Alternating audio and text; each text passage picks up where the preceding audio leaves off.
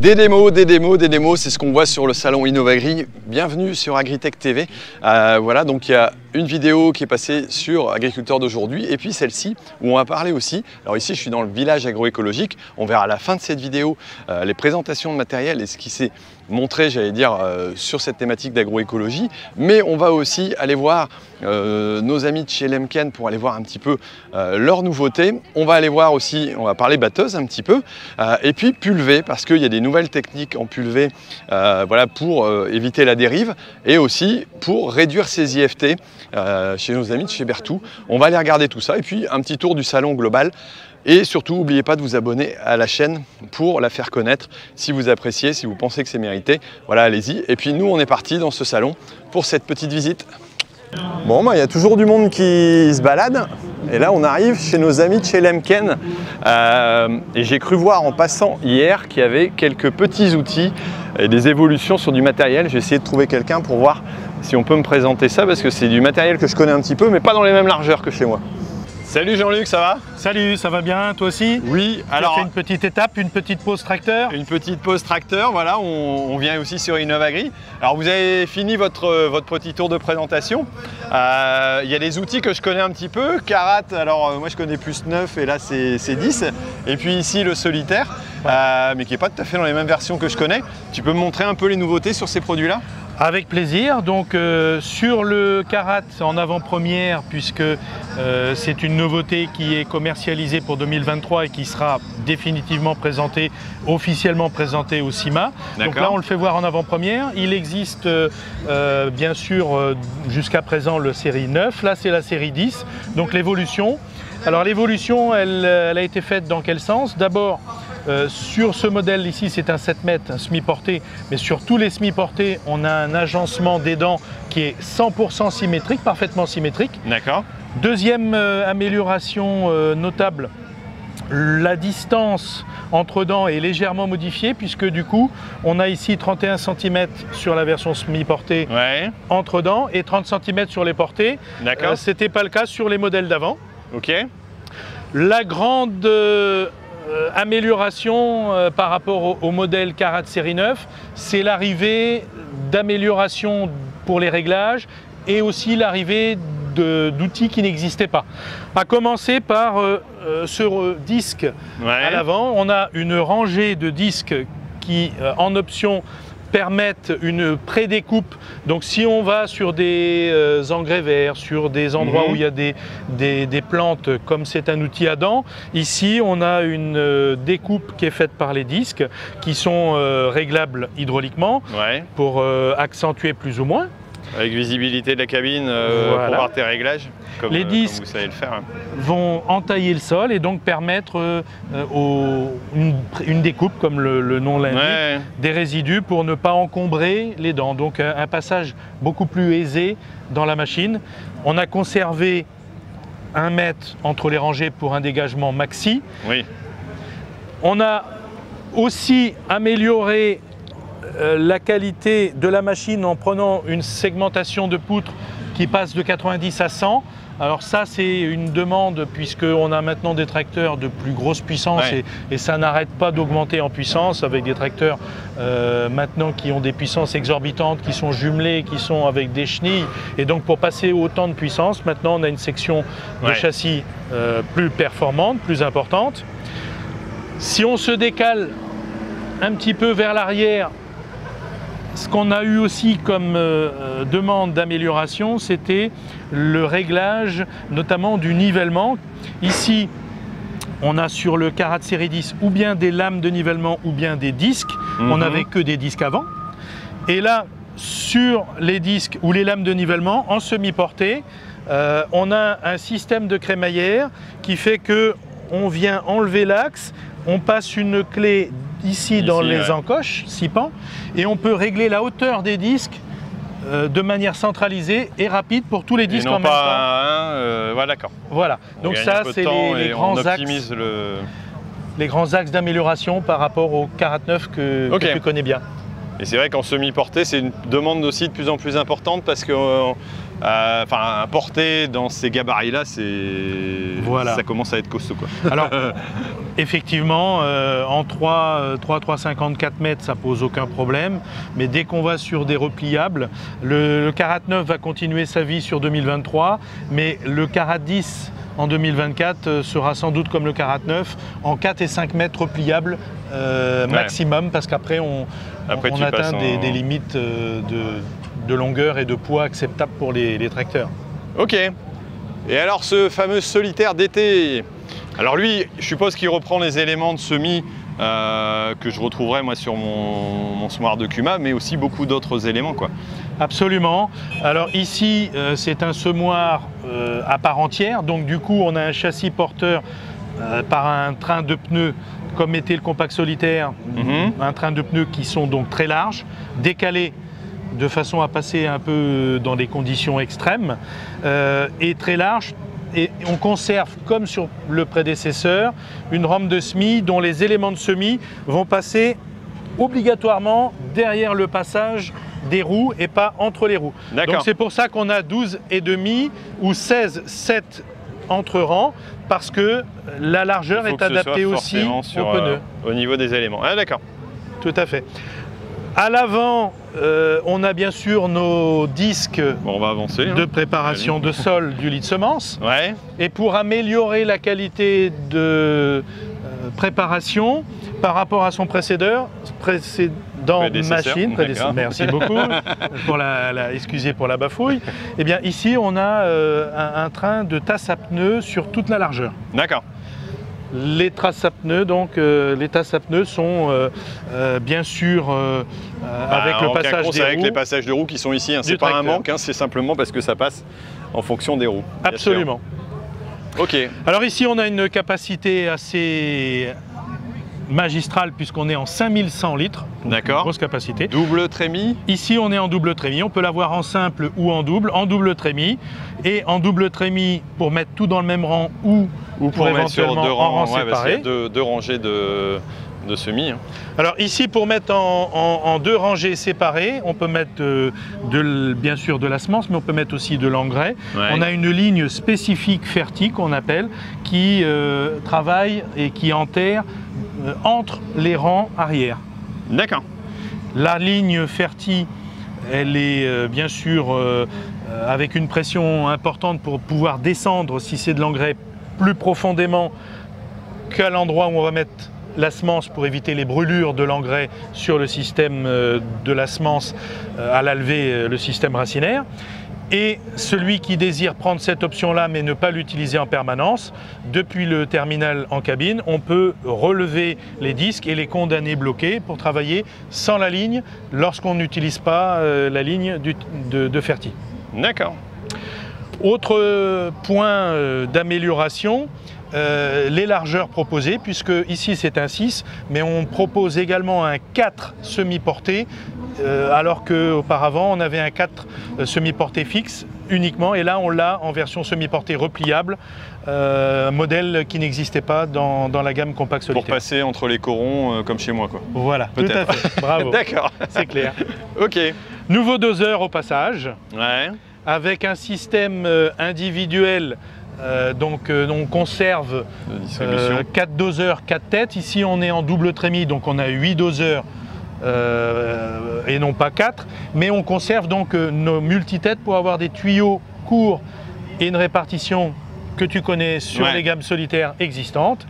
La nouveauté, c'est que chaque doseur individuel maintenant est avec un système à démontage rapide de chaque élément de doseur, et donc il suffit, en fonction des qualités ou des types de variétés de semences vraiment très différentes, de changer l'élément complet pour passer d'un type de graine à l'autre. D'accord. D'accord. Ouais, au moins ça permet de modifier avec un minimum de temps d'intervention. Voilà, et on va aussi dans l'air du temps, par exemple, si on veut fabriquer un type de couvert personnalisé, un mété, on appelle le mété personnalisé, là on va toujours pouvoir trouver les bons galets qui vont bien, quoi. Qui vont bien, ouais, tout à fait. Ok. Je ne vais pas te laisser partir sans te poser la question. Ouais, c'est Quelle toi est qui ta poses prochaine étape? Et ben pour le Tour de France, là, on part donc du 26 au 30 septembre. On va faire Bourgogne-Franche-Comté, donc on va être dans ce secteur-là. On démarre de Lyon quasiment pour remonter jusqu'à Auxerre. On va essayer de parler un petit peu de moutarde, on va parler un petit peu d'élevage aussi, d'agrivoltaïsme, donc des trucs qui seront un petit peu différents, et puis certainement voir des agriculteurs encore performants et qui se bougent dans la tête, quoi, qui essayent de réfléchir aussi à d'autres façons de cultiver ou de produire. On va continuer de te suivre. Et merci. Merci en tout cas, et puis merci pour le petit tour. C'est moi.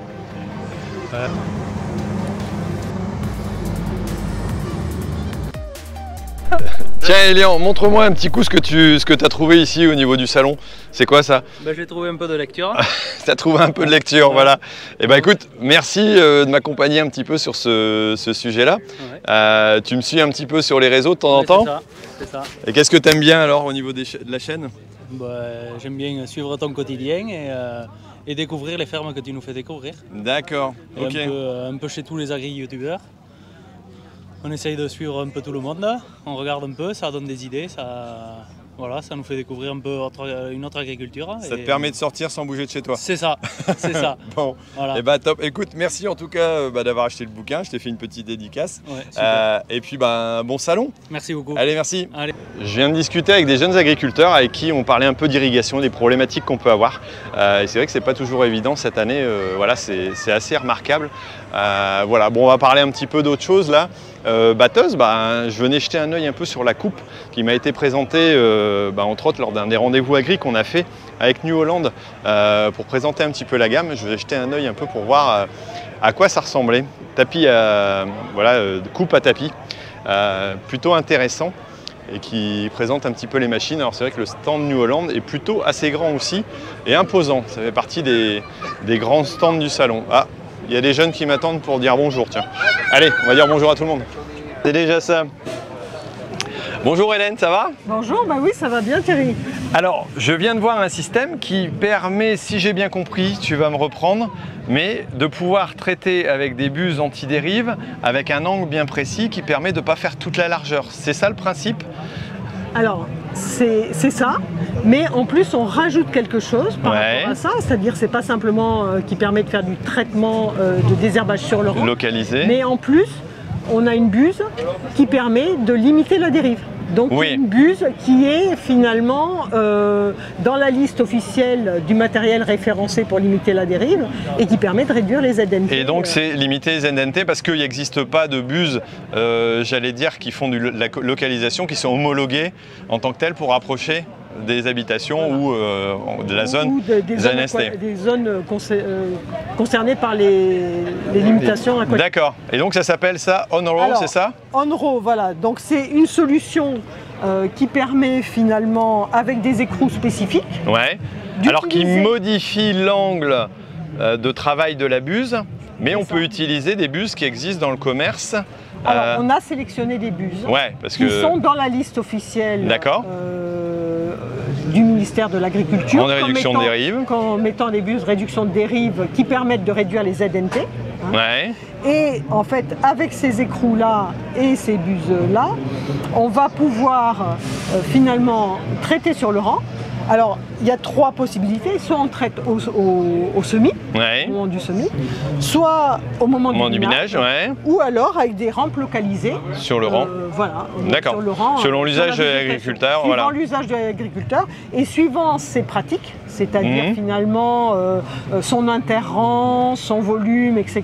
de pulvérisation, on va lui préconiser tel ou tel écrou et il y a le conseil qui va avec parce que sinon on ne va pas forcément s'y retrouver en fonction de la buse de l'écrou. Voilà. Ça. Et il y a une question aussi qui me vient aussi, c'est la dose, parce que quand on ne fait pas toute la largeur, c'est un peu compliqué. Vous avez le conseil aussi là-dessus? On va avoir le conseil là-dessus, on va développer une appli aussi qui va permettre de résoudre ce problème-là, parce que c'est pas si simple, effectivement. Mais aujourd'hui, donc le désherbage sur le rang intéresse un certain nombre d'agriculteurs, notamment dans les zones à enjeu haut, ou à proximité des riverains. Et le désherbage sur le rang en utilisant des buses qui soit référencé officiellement comme pouvant réduire les ZNT, ben c'est très intéressant pour réduire les ZNT dans les zones proches en bordure, des cours par exemple, ou des riverains quand la charte l'autorise. Ouais, ça c'est après, bon, c'est toute la réglementation, elle va avec, mais en tout cas on peut gagner un peu de distance par rapport à ce qu'on a actuellement. Où est-ce qu'on peut les trouver ces buses alors? Enfin, c'est porte-bus plutôt et les buses éventuellement. Ces buses, en fait, le mieux c'est d'appeler notre service de renseignement technique. D'accord. Pour avoir la bonne information. La bonne information. Et elles sont développées par Solead. D'accord. Une société française qui est dans le sud-ouest près d'Agen. Ben, je connais vu que j'ai déjà travaillé avec eux sur certains produits, donc je mettrai les liens en dessous. Voilà. C'est eux qui développent un petit peu, il y a le Mobifit entre autres, je sais, il y a les Heliosec. On a pas mal d'équipements qu'on a développés avec cette société. Et donc le mieux, dans une première étape, si quelqu'un est intéressé, c'est d'appeler notre service de renseignement. Ouais, pour avoir j'allais dire, le bon produit, le bon conseil. Le bon écrou en fonction de ses pratiques à lui, quoi. Et donc réduire la dérive et répondre aussi aux attentes, j'allais dire sociétales, et puis la réglementation aussi, quoi. Tout à fait. Ok. C'est très important. Merci. Moi je vais continuer mon petit tour pour découvrir d'autres techniques qui permettent aussi de continuer à avancer. Merci. Merci. Au revoir. Au revoir. Encore une démo. Alors là, c'est chez Kuhn aussi, où on a différentes présentations matériel de fenaison, que ce soit en faucheuse, voilà, en faneur, en endaineur et puis en presse, balle en rubanage. Voilà, comme on peut voir ici par exemple. Alors ici on peut voir les capteurs donc, du Sniper, voilà, qui va nous faire une petite démo. Donc tout simplement en pulvérisation localisée. Donc c'est France Pulvé, Berthoud, donc avec Corteva qui font ça et maintenant qui est actif. Donc par exemple aussi pour la gestion des chardons. Alors ici c'est un exemple qui est fait tout simplement sur une parcelle qui est un petit peu sale. Je viens de monter dans la cabine, donc on a vu un petit peu ce que ça donnait. Et là il repart et on voit les buses, voilà, qui s'actionnent. Alors la parcelle est relativement sale, bon ça va vite, donc va falloir voir, mais le gain est intéressant sur la parcelle. Voilà, selon la propreté on peut gagner jusqu'à 90%, pourquoi pas. Alors c'est une technologie qui est déjà en route depuis quelques temps et qui est proposée aussi en prestation de service, voire éventuellement à l'achat. C'est des investissements qui sont assez conséquents, mais qui vont permettre de réduire les IFT. Voilà, donc en agriculture de précision, on avance aussi. Et c'est une des technologies, j'allais dire, voilà, qui est intéressante en démonstration ici à voir. Alors il n'y a pas que ces technologies-là en pulvé qui sont présentées, hein. Ça y est, moi je me mets à contre-jour, ça va pas aller. Mais ici chez France Pulvé, alors il y en a l'avantage sur un stand d'avoir différents modèles, différentes marques du groupe. Donc voilà, ça permet de pouvoir regarder avec un stand commun maintenant. C'est un peu la présentation qu'ils ont voulu faire.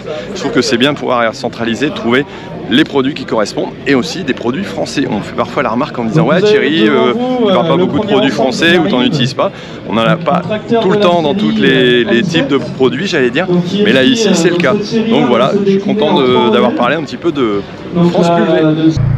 Tiens, vous connaissez nos amis de chez Farming Together, et oui, la petite chaîne qui présente le matériel aussi de Semis Direct et puis différentes choses. Voilà, ils sont tout simplement présents ici, on a pu discuter avec, plutôt sympa comme discussion. Et allez, on continue notre petit tour.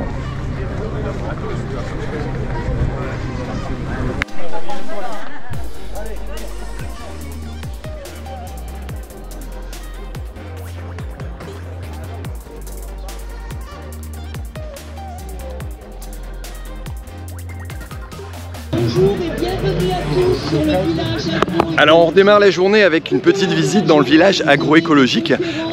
Alors il y a des conférences, des ateliers, des démonstrations, il y a beaucoup de choses. Mais là je vais essayer d'aller voir Julien, voilà, qui fait les démonstrations au niveau matériel. Il est juste là derrière. Et bon voilà, alors il y a les parties de présentation. On a Mathieu aussi Archambault qui monte sur des coupes. Et puis voilà Julien qui est là et qui va nous dire un petit peu.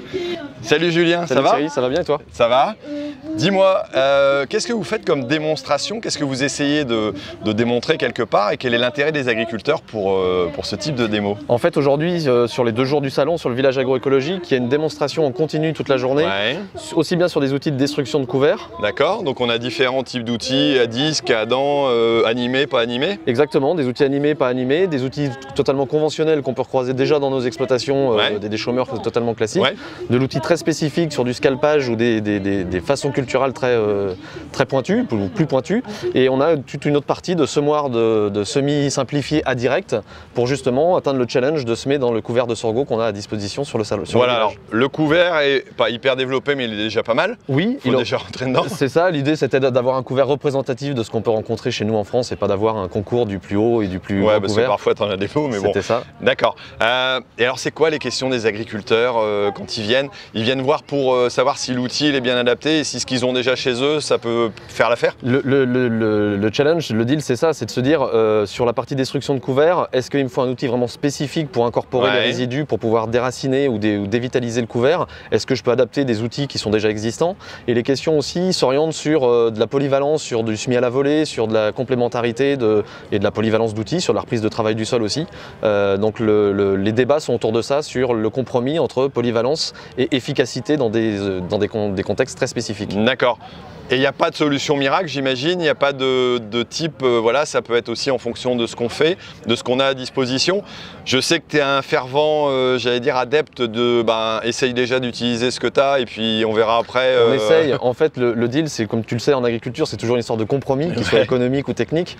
Et l'idée, c'est de se dire, la machine parfaite, c'est celle qui a les inconvénients dont on s'accommode le plus au final. Et donc la question, c'est pas quelle est la machine idéale, mais plutôt quelles sont les machines qui ont des inconvénients qui me conviennent au final et sur lesquels je peux m'adapter.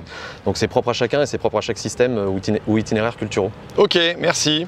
Eh ben écoute, je vais te laisser parce que je sais que tu as les démos à mettre en route. on va regarder quelques-unes parce que ça va être intéressant, je pense. Et puis on se retrouvera peut-être aussi au CIMA. On reparlera peut-être de la formation machinisme d'ici là, mais on verra bien. Avec plaisir. Bon allez, merci Julien. Bonne journée.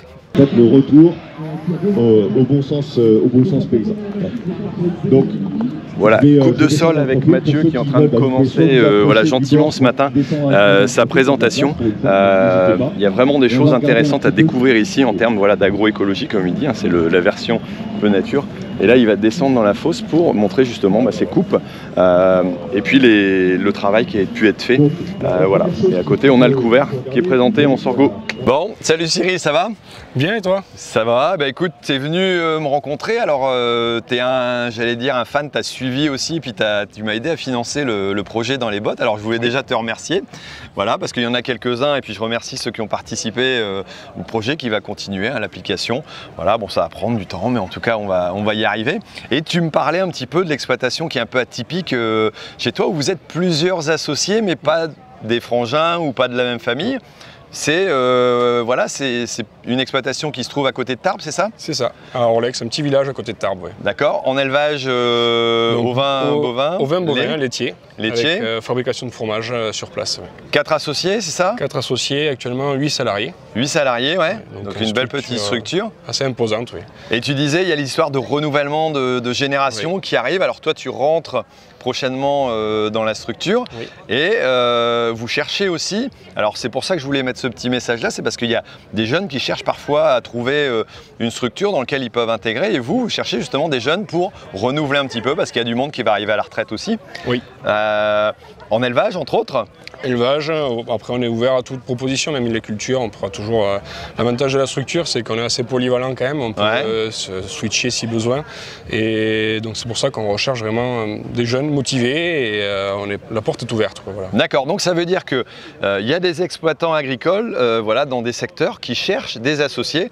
En plus, il n'y a pas besoin de venir avec des fonds extraordinaires, voilà, vous allez reprendre des parts sociales, il y a toute une structuration, il y a toute une histoire aussi, mais qui doit continuer, que les associés actuels veulent faire continuer. Donc voilà, si ça vous intéresse, il y a des coordonnées, où est-ce qu'on vous retrouve? Alors on nous trouve sur Facebook ou même on a un site internet, la ferme du Castérieux. D'accord. Tout simplement, et on est référencé sur Google, donc vous pouvez nous trouver facilement. Et voilà, vous allez faire un petit tour, vous allez voir, vous allez visiter, il y a de la production de fromage, il y a l'élevage, il y a l'agriculture, il y a une belle cuma à côté, d'après ce que j'ai compris. Donc pas mal de choses. Donc si vous êtes hors cadre agricole, parce que toi, tu es hors cadre agricole aussi à la base. Hein. Oui, voilà. complètement. Si vous voulez changer d'optique et puis partir dans une exploitation agricole parce que c'est votre rêve depuis des années, même si vous n'êtes pas le plus jeune du monde, bah, il y a peut-être moyen d'y rentrer. Voilà. Et je trouve que c'est un beau message parce que j'ai souvent des jeunes qui viennent me voir en me disant ouais mais voilà je suis pas du milieu, je peux pas rentrer, je peux pas devenir agriculteur. Bah si, ça existe. Donc voilà, un bel exemple.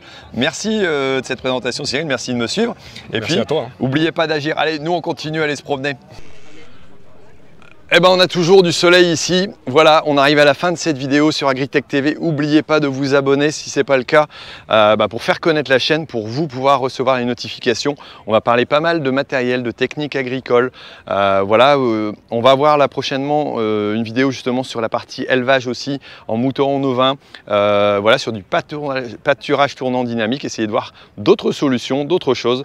Voilà, il y a beaucoup de monde qui m'a dit bah, c'est bien Thierry, ça nous permet de découvrir d'autres choses, de réfléchir, de penser. C'est vraiment le but du jeu sur cette chaîne, de vous montrer les techniques agricoles qui permettent d'avancer, de progresser. Il y en a qui ne sont pas faites pour vous, il y en a qui seront peut-être faites pour vous. Et donc, c'est là l'intérêt. Donc, mettez-moi un petit commentaire si ça vous a plu. N'hésitez pas à partager. Et puis, abonnez-vous, hein, comme je vous l'ai dit. Et puis, on se retrouve très bientôt pour de nouvelles vidéos sur Agritech TV. Allez, ciao!